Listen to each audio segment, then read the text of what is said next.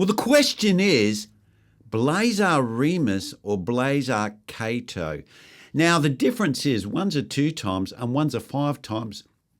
And how does that change you as a buyer and how you think about which lens you want? Because what we're looking at here is you go, okay, yeah, well, I'm going to get the 2 times and the bokeh's going to be taller and all this sort of stuff. And you're going to get a little bit of a different look, which is true.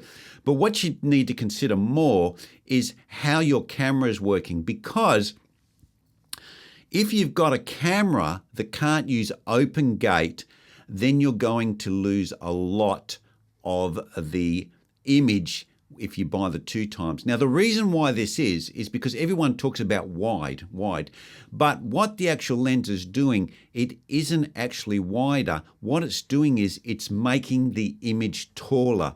So when you get a 2 times, what it's actually doing is it's actually stretching the image more. So when you squash it, it comes out wider.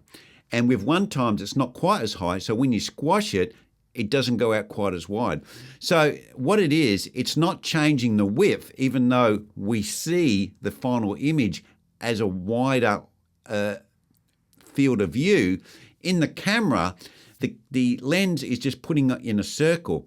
So what's happening is, if the sensor's higher, it's capturing more. And if I had an open gate here, I would be able to get more above my head and more below my head. But because my camera is a Canon R3 and it does not have open gate, it's shooting on 16:9. So therefore, I can't get quite as much. And that's why the 1.5 times fits a 16:9 sensor better, because when you bring it down to the 2.39 to 1 standard cinema widescreen, you only have to chop off a little bit off the 1.5. So you don't lose so much of the sensor. But if you're going to the 2 times, what'll happen is to bring it to the 2.39, I have to chop off a lot of it, because what's happened is the image, when I bring it into my editor, will be more squished to get the ratio of my face and everything correct, because it's a 2 times, so I need to squash it more. With a 1.5, I need to squash it less. So what's happening then is that we're having to cut more on the 2 times off to get it into the 2.39 to 1 ratio in a finished product in our editor. But if we got a open gate, then what we're happening is we're getting more height.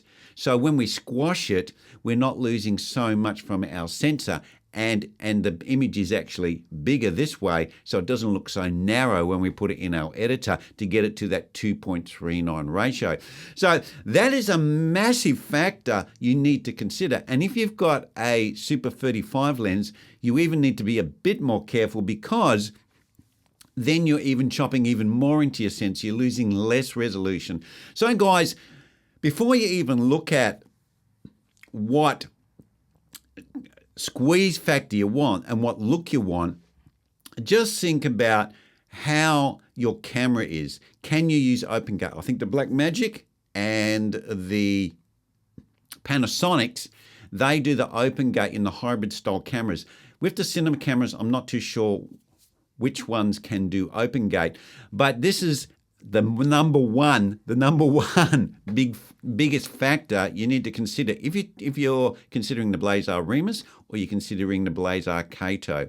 So guys, before you even think about the look and whatever, just think about how this is going to work in your camera. What camera, what equipment are you using? Or if you want to go to the 2 times, you really want that, are you willing to invest in a camera that can do the open gate and uses the full height of the sensor? Well, anyway, guys, I just wanted to give you that bit of information, because Blazar have just released the CATOs. They've just hit the road, and everyone's putting out videos on them, and they look amazing, and it sounds like they're really, really sharp as well. But we need to use the appropriate lens with the appropriate equipment that we have. Well, anyway, guys, I hope that helps you decide on either the Blazar REMUS or the Blazar CATO. And that's where I'm going to leave it. And I will see you next vid.